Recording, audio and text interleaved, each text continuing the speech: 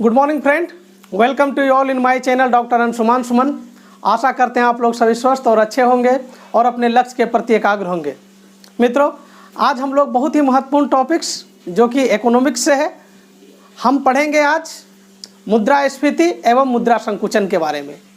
ये दोनों एक दूसरे के कंट्राडिक्टरी हैं और हम लोग सबसे पहले मुद्रास्फीति के बारे में जानेंगे, उसके कारण एवं प्रभाव को जानेंगे। पुनः हम लोग मुद्रा विस्फीति या मुद्रा संकुचन के बारे में जानेंगे, उसके भी कारण और प्रभाव के बारे में जानेंगे और दोनों का तुलनात्मक अध्ययन करेंगे।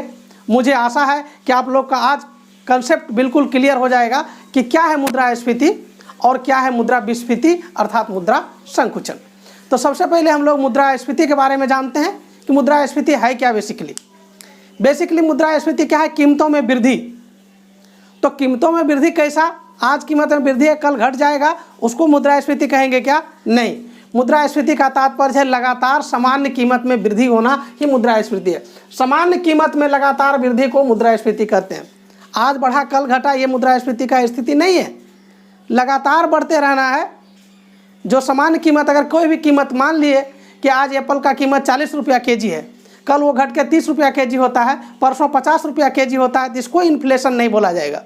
लगातार जैसे कि आज 40 रुपया केजी है, कल 45 रुपया केजी होता है, फिर अगले सप्ताह वह 50 रुपया केजी हो जाता है। इस प्रकार का लगातार जो वृद्धि होगा इसको इन्फ्लेशन कहते हैं। तो आपको टर्मिनोलॉजी समझ में आया। पहली बात हमने बोला कि सामान्य कीमत में लगातार वृद्धि ही मुद्रास्फीति है। कीमत में वृद्धि क्या होता है? कीमत में वृद्धि ऐसा क्यों? तो इसका मतलब है कीमत में वृद्धि होगा तो मुद्रा का जो मूल्य होगा, मुद्रा का जो वैल्यू होगा घट जाएगा। यहाँ पे आप लोग को लगेगा ये क्या बात है, क्यों घट जाएगा? आप देखिए कि आज हम किसी 1 किलो एप्पल को 40 रुपया में खरीदते थे, वही 1 किलो एप्पल मिलेगा 50 रुपये में, अर्थात मुद्रा का वैल्यू क्या हुआ? घट गया। पहले हम 40 रुपया में ले पाते थे, अब 50 रुपया में लेते हैं, तो उसका जो वैल्यू है घट जाना। तो एक एग्जाम्पल से ही पूरा चीज़ आप समझ सकते हैं। तो आप देख लीजिए, मुद्रा के मूल्य में गिरावट आ जाएगा। ठीक है, ये इंपॉर्टेंट बात है कि जब मुद्रास्फीति की स्थिति होगी तो मुद्रा के कीमत में कमी आएगा। ठीक है, इसके कारण क्या है उसको समझिए। इसके 3 कारण हमने लिखा है। तीनों कारण को आराम से आप समझ सकते हैं। पहला कारण है कि अगर मांग होता है कि मांग अगर बढ़ जाए और पूर्ति कम हो जाए। जैसे कि देखिए, कोई वस्तु यदि बाजार में कम मात्रा में है और खरीदार ज़्यादा लोग हैं तो निश्चित ही खरीदार लोग क्या चाहेंगे कि कुछ ज़्यादा पैसा भी दे करके उस सामान को खरीदा जाए। तो वो जो है खरीदने की जो प्रवृत्ति होगा, चूँकि मांग ज़्यादा है तो खरीदने के प्रवृत्ति में क्या होगा, लोग जो है कुछ ज़्यादा पैसे भी उस पर खर्च कर देंगे। तो ज़्यादा पैसे खर्च कर देंगे जिसका मतलब क्या, कीमत में वृद्धि हो गया, तो वो मुद्रास्फीति को जन्म देता है। एकदम आसान भाषा में समझना है कि जब मांग ज़्यादा होगा, अभी मान लीजिए पूरे भागलपुर में 100 केजी एप्पल का खपत होता है और अचानक से लोग एप्पल ज़्यादा खाने लगे और 200 केजी लोग खाने लगे, लेकिन सप्लाई तो 100 केजी का ही था सामान्य रूप से। तब जब 100 केजी एक्स्ट्रा जो खरीदार होंगे वो ज़्यादा कीमत चुकाएंगे उसके लिए। स्वाभाविक बात है कि मुद्रा का जो वैल्यू जो है वहाँ पे घटेगा और कीमत जो है बढ़ जाएगा। तो ये बात आपको समझ में आ गया। दूसरा पॉइंट है, बोलता है कि मुद्रास्फीति का दूसरा कारण है लागत। क्यों लागत है? आप लोग आए दिन देखते होंगे, एक जगह से दूसरे जगह जाते होंगे बस से, ट्रेन इत्यादि से। जैसे कि टैक्स में वृद्धि हो गया, पेट्रोल की कीमत में वृद्धि हो गया, तो ट्रांसपोर्ट वाले बोलते हैं कि नहीं, पेट्रोल का कीमत बढ़ गया है, पहले आप 4 रुपया भाड़ा देते थे, अब आपको जो है 1 किलोमीटर का 5 रुपया देना पड़ेगा। यानी कि लागत में जैसे ही लागत में ज़्यादा खर्च होगा तो आपको जो है कीमत भी ज़्यादा चुकाना पड़ेगा। जैसे कि कोई सामान जो है प्रारंभिक दौर पर सामान्य तौर पर 100 रुपया में एक सामान बन जाता था, अब उस सामान को बनाने में 105 रुपया लगता है। तो स्वाभाविक बात है उसकी जो है कीमत जो है मार्केट मूल्य, बाजार मूल्य में वृद्धि हो जाएगा।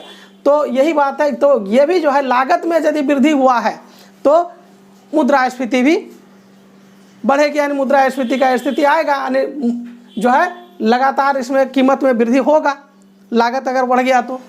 तीसरी बात है कि और क्या कारण हो सकता है मुद्रास्फीति का? तो तीसरा कारण है कि अगर मान लिया जाए सभी लोगों के पास मुद्रा भरपूर मात्रा में हो, बहुत सारा नोट सबके पॉकेट में हो, चाहे वो गरीब हो अमीर हो, सबके पास पैसा हो। तो जब सबके पास बहुत सारा पैसा होगा तो निसंदेह वो चीज़ों को ज़्यादा खरीदने का इच्छा रखेगा, और ज़्यादा खरीदने का इच्छा रखेगा वो ज़्यादा कीमत चुका भी पाएगा, इसीलिए वो मुद्रास्फीति का स्थिति बन जाता है। तो ये 3 कारण है मुद्रास्फीति के होने के। ठीक है, आज यदि इसके प्रकार को पूछा जाए सामान्य तौर पर तो 2 प्रकार के होते हैं मुद्रास्फीति। एक तो मांग प्रेरित, तो ये आप समझ गए मांग प्रेरित क्यों है, क्योंकि ज़्यादा डिमांड है, और एक लागत प्रेरित, लागत के आधार पर होता है। तो ये मुद्रास्फीति के थे कारण। तब देखिए अब जो हम लोग जो है मुद्रास्फीति की प्रभाव को समझेंगे। मुद्रास्फीति के प्रभाव को समझेंगे इस प्रकार से कि ऋणदाता को जो है लॉस होता है और ऋणी को लाभ होता है। ऋणदाता को लॉस क्यों होगा उसका हम एग्जाम्पल आपको दे रहे हैं। मान लीजिए 2 केजी एप्पल हमको खरीदना है, सामान्य कीमत पर 2 केजी एप्पल 50 रुपया केजी के दर से वो 100 रुपया कीमत होता है। हम सामान्य कीमत की बात कर रहे हैं। जब ऋणदाता जो है पैसे दिए होंगे किसी दूसरे को, ऋणी को या अपने मित्र को उधार दिए होंगे, तो उस समय 2 किलो एप्पल का कीमत जो था 100 रुपया था। अब जो है मुद्रास्फीति के कारण क्या हुआ है, एप्पल के कीमत में वृद्धि हो गया, अब 100 रुपया केजी हो गया। तो यही 2 किलो एप्पल खरीदने में इसको 200 रुपया लगेंगे। तो अब हम इसको समझेंगे कि मुद्रास्फीति में क्या हुआ। मुद्रास्फीति में हुआ कि वस्तुओं के कीमत में वृद्धि हुआ। अब क्या करेगा, जो ऋणदाता को पैसा वापस किया जाएगा, 100 रुपया अगर इनसे लिया था तो 100 रुपया वापस कर दिया जाएगा। अब आप देखिए ऋणदाता को लॉस इसलिए है कि ऋणदाता के पास 100 रुपया के बदला में 100 रुपया गया, लेकिन 100 रुपया में वो 2 केजी उस समय एप्पल खरीद सकता था, लेकिन अब तो वो नहीं खरीद सकता है, क्योंकि अब जो है इन्फ्लेशन हो गया है। अब ये मात्र जो है 1 केजी ही खरीद पाएगा। इस परिप्रेक्ष्य में उसको लॉस होता है, क्योंकि मुद्रा का वैल्यू घट जाता है और वस्तुओं का वैल्यू बढ़ जाता है। दूसरा इसका कारण क्या है कि मार्केट में, बाजार में मुद्रा का प्रवाह बहुत ज़्यादा रहता है। हर लोगों के पास पैसा रहता है, वैसे में पैसा का वैल्यू कम रहता है। पैसा ऋण चुकाया जा सकता है, लेकिन वस्तु उतना नहीं खरीदा जा सकता है। इसीलिए ऋणदाता को क्या होता है, लॉस होता है, ऋणी को लाभ होता है। उसी प्रकार से अगर उत्पादक को अगर बोले कि उत्पादक को क्या होता है, जो कि प्रोडक्शन करता है, प्रोडक्शन को लाभ होगा। देखिए आज जिस समय मुद्रास्फीति नहीं रहता है, एक आलू का कीमत मान लीजिए 10 रुपया केजी है, और मुद्रास्फीति आ गया तो आलू का कीमत हो गया 50 रुपया केजी। तो स्वाभाविक बात है जो लोग आलू उपजाएंगे उसको फायदा होगा। तो एग्जाम्पल से बहुत आसानी से समझ सकते हैं कि उत्पादक को क्या होगा, बेनिफिट होगा। तो ये 3 है, तीनों से एग्जाम्पल से आपको पूछे जाते हैं, डायरेक्ट क्वेश्चन पूछे जाएंगे कि मुद्रास्फीति की स्थिति में ऋणदाता को क्या होता है, ऋणी का क्या होता है, उत्पादक का क्या होता है। आशा है आप लोग समझ गए होंगे। अन्य प्रभाव देखिए क्या होता है। मुद्रास्फीति से अर्थव्यवस्था को प्रोत्साहन मिलता है। ठीक है, अर्थव्यवस्था को इसलिए प्रोत्साहन मिलता है क्योंकि यहाँ मांग में वृद्धि रहता है, मांग ज़्यादा होगा, प्रोडक्शन ज़्यादा होगा, रोजगार भी मिलेंगे, आय में असमानता आ जाता है। ऐसा इसलिए मैं बोल रहा हूँ कि आय में असमानता आ जाता है कि मुद्रास्फीति की जो लाठी है, जो वो चलता है, चाहे वो गरीब हो या अमीर हो, दोनों पर चलता है। तो मुद्रास्फीति का जो स्थिति है, इसमें जो है अमीर लोग ज़्यादा अमीर होते हैं और गरीब लोग ज़्यादा परेशान होते हैं, इसीलिए आय में असमानता आता है।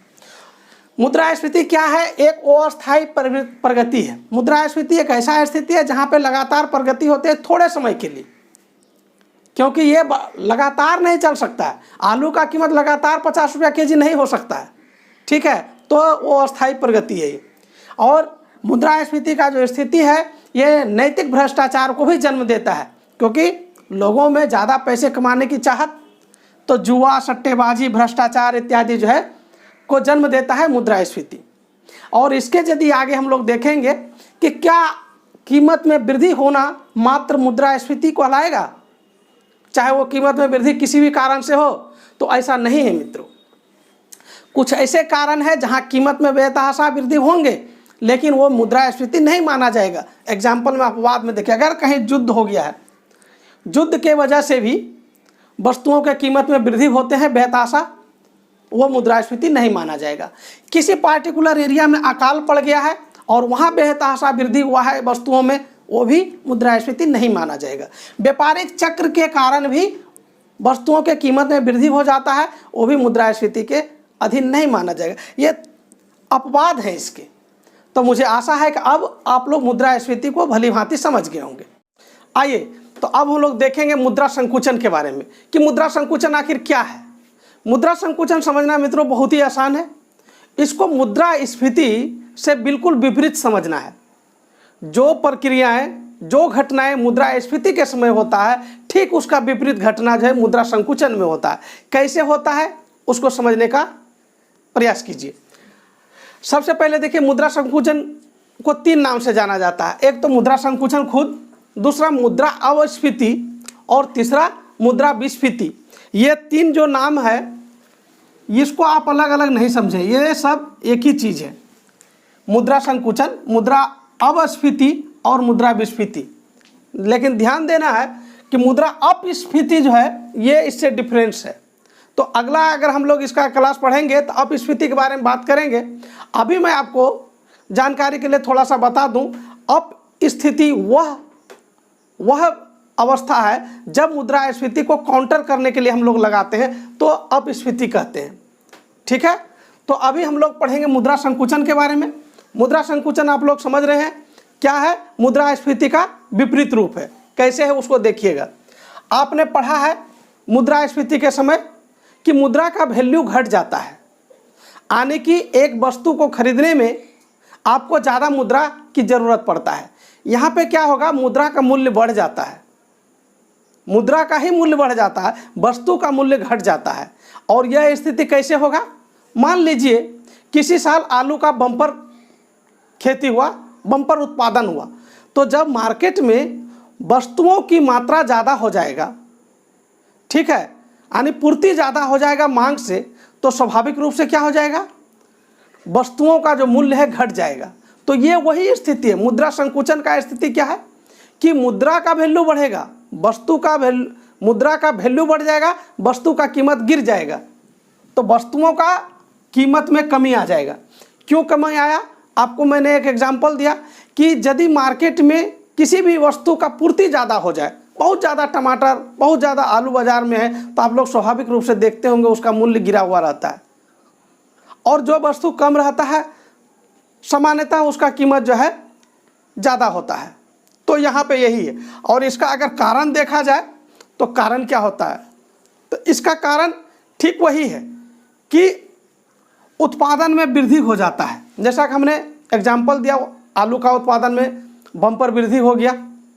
और उत्पादन के कारण है, जैसे कि कोई व्यापारी जो अति उत्साही होता है वो लोग भी मुद्रा संकुचन को जन्म देता है।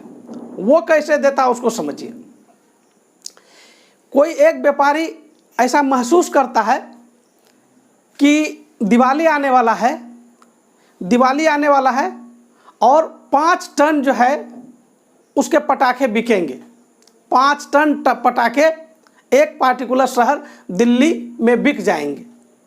वो ऐसा सोचता है। अब दिवाली आता है और कई परिस्थितियां हैं।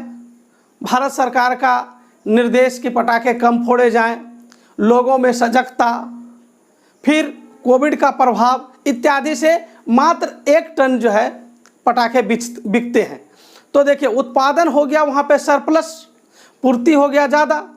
वो व्यापारी सोचा था कि उनसे उसको फायदा होगा, लेकिन हुआ ऐसा नहीं, क्योंकि जो वो उत्साह में उतने उत्पादन कर बैठे, लेकिन वास्तविक बाजार में जब वो गया तो वो खपत नहीं हुआ, उसकी सेल नहीं हुआ।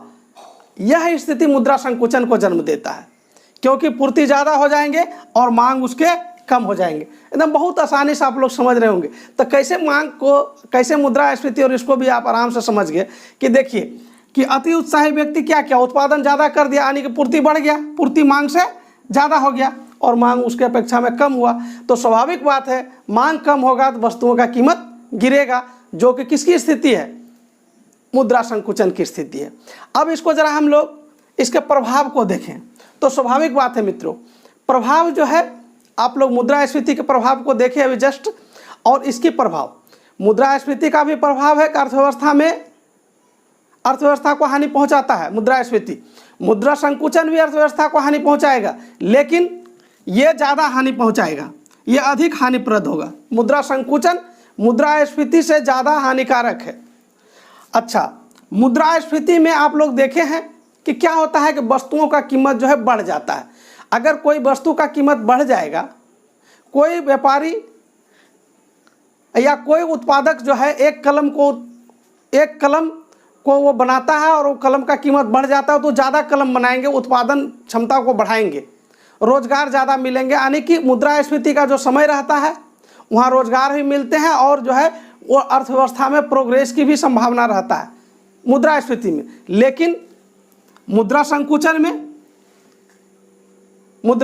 में अर्थव्यवस्था में मंदी आ जाता है, क्योंकि आपने अति उत्साह से बनाया था, प्रोडक्शन तो आप ऑलरेडी कर लिया है, लेकिन उसकी बिक्री हो नहीं रही है तो मंदी आ जाता है। रोजगार में स्वाभाविक रूप से कमी आ जाएगा।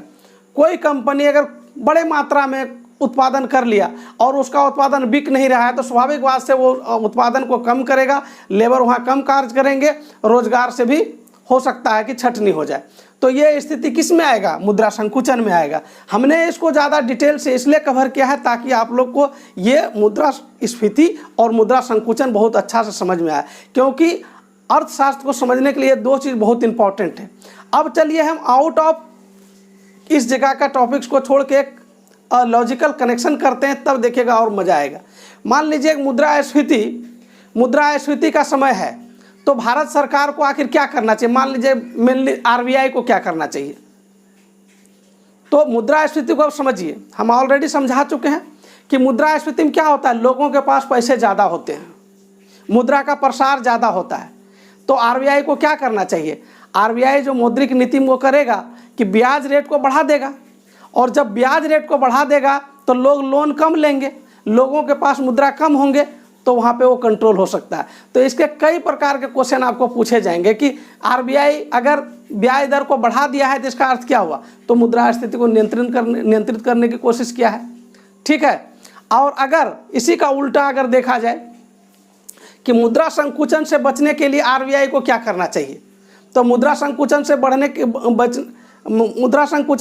के लिए आरबीआई क्या करेगा? ब्याज दर को घटा दिया जाएगा। ब्याज दर को घटाएगा, लोगों के पास लोन मिलेगा आसानी से, सस्ते, तो ज़्यादा लोन लेंगे, और ज़्यादा लोन लेंगे तो उसके पास पैसे रहेंगे तो खरीदारी ज़्यादा होगा, तो ये मंदी से वो निकलेंगे। तो मित्रों, ये जो सारी चीज़ें हैं इसको सिर्फ समझने की बात है। आप जितना अच्छा से इसको समझेंगे, इकोनॉमिक्स का चैप्टर उतना ही अच्छा होते चला जाएगा। मेरे साथ बने रहिए, आगे हम इसी तरह से आपके लिए टॉपिक्स लाते रहेंगे, आपको समझ आते रहेंगे। तो आज भर के लिए बस इतना सा ही। Thank you very much.